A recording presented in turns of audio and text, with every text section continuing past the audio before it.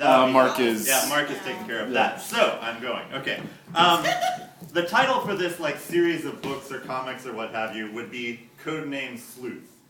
And the notion is that, we were talking a bit about Sherlock Holmes before, this story explains, or sort of demonstrates to you why you wouldn't want Sherlock Holmes working for a major intelligence agency. And by the time we join Simon Doyle, this character, he's been thrown the fuck out of SIS. They're just not putting up with him anymore. He's a disgraced former British spy. He's laying low in the United States, but he is tracking down an agency that he swears up and down he has discovered through noticing patterns and the like, called the spider web. Yes. And yeah, I've done way too much backstory, and it's like some sort of situation with them was what got him thrown out of SIS to begin Burn with. notice! Yeah, exactly. What's this? It's like the British... British Foreign Intelligence. Okay. Yeah. And he was, my notion is that he is a field agent. He was trained like that, but as soon as they noticed how good he was at deduction and observation, they decided, you're an agent, or you're an analyst, go sit behind a desk.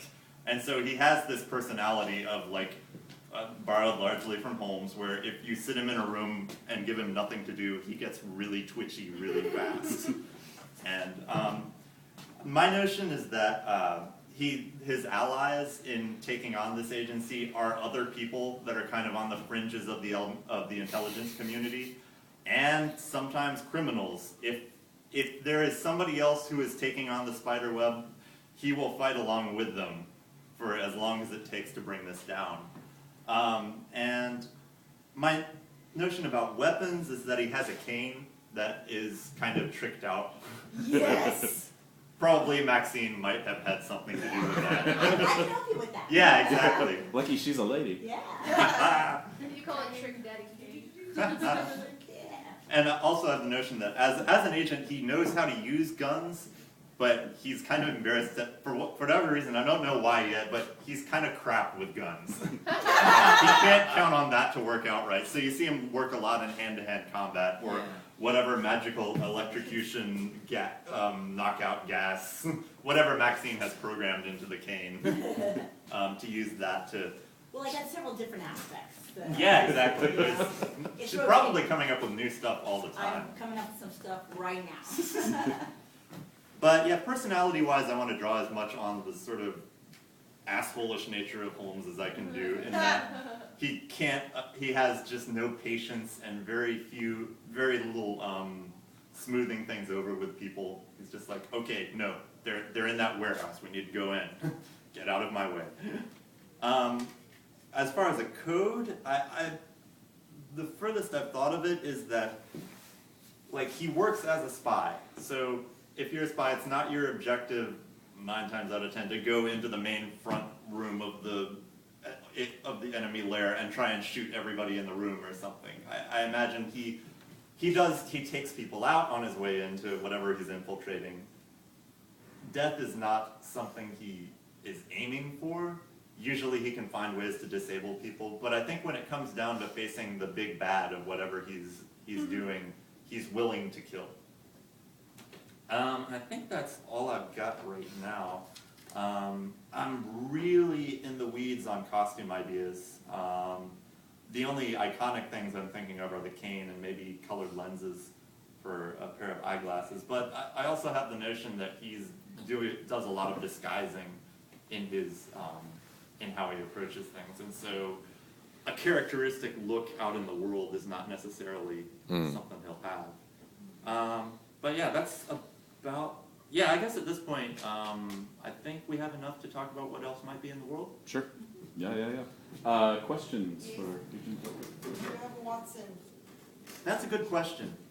I think at the point he's at in his disgraced career, he doesn't have a normal intelligence person that he just bounces things off of. I think he's working with, like I said, other people who are kind of disgraced or crackpots or people on the edge of society. Ex-Marine that used to inform on him for the FBI. Close to Yeah. him, like Burn Notice.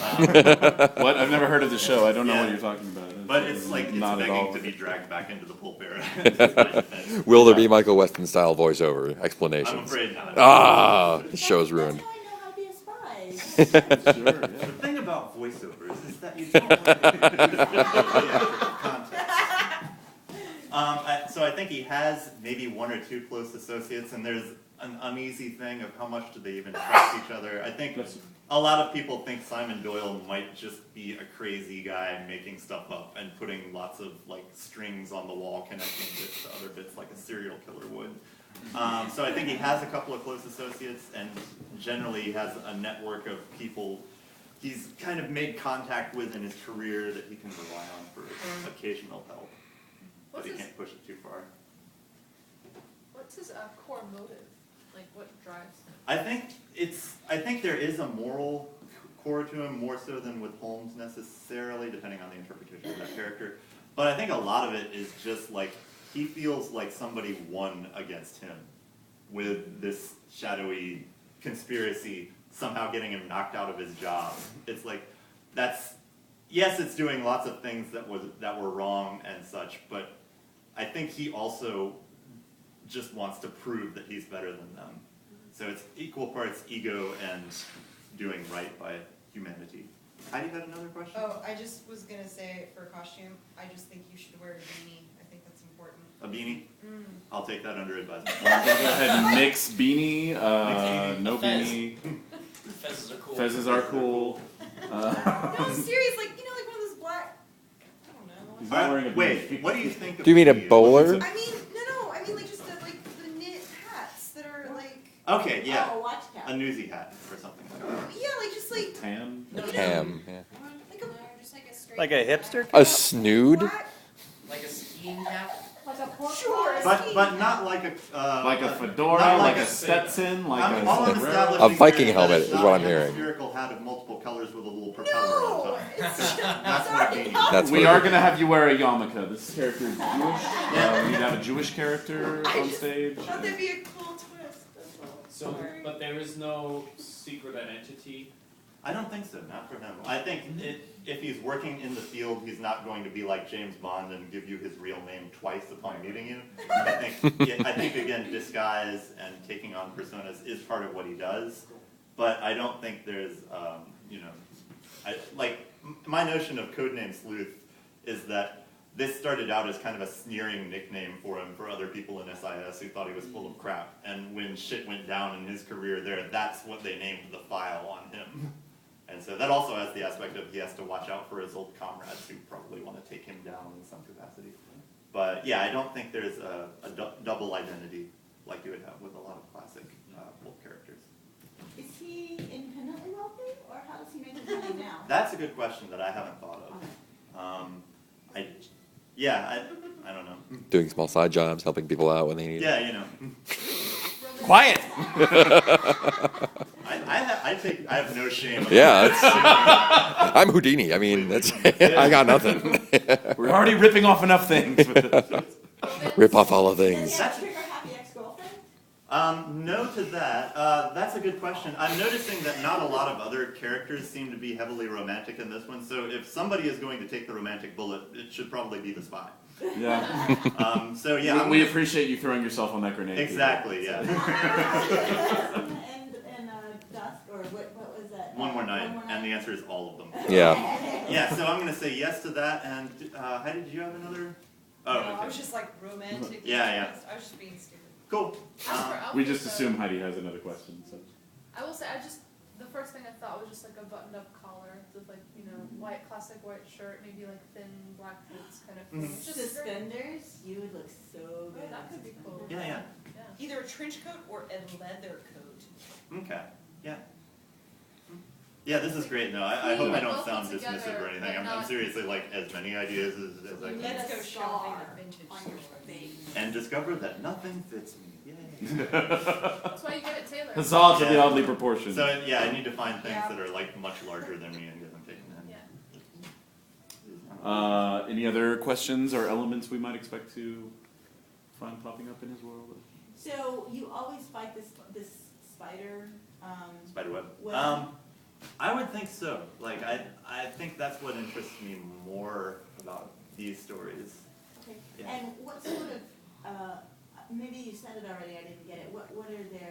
What's their deal? What kind of people are they? Ah, that's a good question. I know that I would imagine it as the sort of story where as you get further into the organization and get to people who are higher up in it, you realize that there is some horrible world domination thing in the cards for them. Right. As for who they are, I imagine them working in the same sort of mode he does, of like they're trying to do their evil deeds while blending in with society. Okay. Like I could see them taking on an old abandoned warehouse and just building something horrible in there, but nobody goes in there, so nobody really notices anything going on. Okay.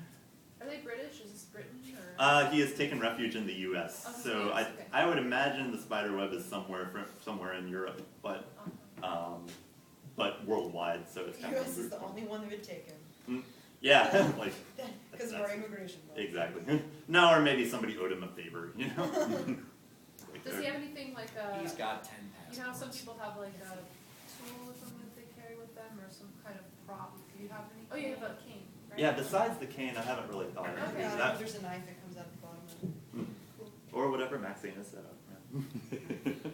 I love Mexican. As far as the spiderweb, is it like in their machinations?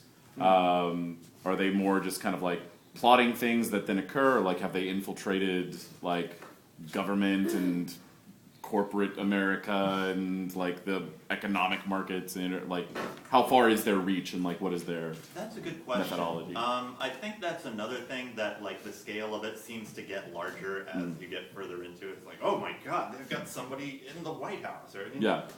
or you know somebody in the American government pulling strings there. But I think it sort of depends on where you are on the story arc. This is getting way too thinky, but you know. Like I like the idea that they could orchestrate like a train crash or something. Yeah. Just for whatever ends, like there was one thing that they didn't want to get shipped somewhere, and they're covering it up by making a huge, horrible thing happen. Like they have enough power to orchestrate stuff. Okay. Is what I would say. Sweet. All right. Simon Doyle, Codename Sleuth, ladies.